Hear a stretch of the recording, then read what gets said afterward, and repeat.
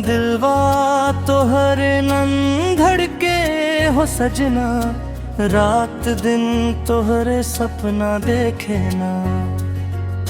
नैना में बसल बा तोहार सुरतिया, तू ही बन गईलू दिल के दुनिया। तोहरे बिना सूना लागे अंगनवा, सूना लागे ई सारा जहानवा। सांसों में बसल बा तोहार खुशबू, तोहरे खातिर धड़के दिल के रूबरू।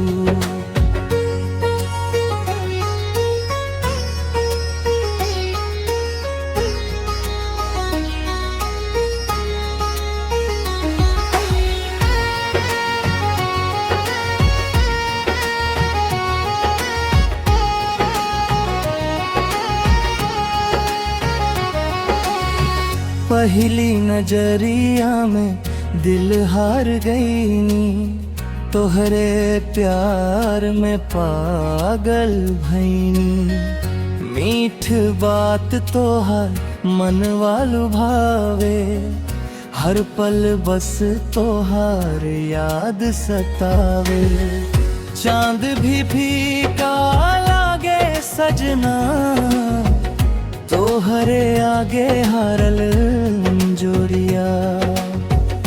जब तू हंस के हमरा देखेलू, दिलवा के धड़कन तेज करेलू। ओ बलवा हो, ओ सजनवा हो, तो तोहरे बिना ना लागे मनवा हो।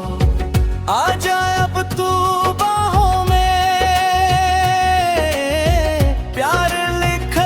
सांसों में। बरखा के मौसम बड़ा सुहाना, तोहरे संग लागे प्यारा जमाना। नदी किनारे बैठ के बतियाइब, प्यार के दुनिया मिल के सजाइब। चूड़ी के छन छन दिल बहकावे, तोहार अंखियां जादू चलावे। चुनरिया उड़ेला जब हवा में, मनवा खो जाला तोहरे अदा में। गाँव के गलियन याद दिलावे, तोहरे संग बितावल पल सतावे। सजनी हाथ पकड़ के चली है रानी, रूठ जाइबू तमना ले, हंसा के फेर सजा दे। जन्म जन्म तक साथ निभाइब, तोहरे बिना कहीं ना जाइब। ओ बलवा हो, ओ सजनवा हो, तोहरे बिना ना लागे मनवा हो। आजा अब तू बाहों में, प्यार लिखल बा सांसों में। सपना में रोज तू आवेलू, धीरे धीरे दिल चुरावेलू। तोहरे नैनन के काजरवा,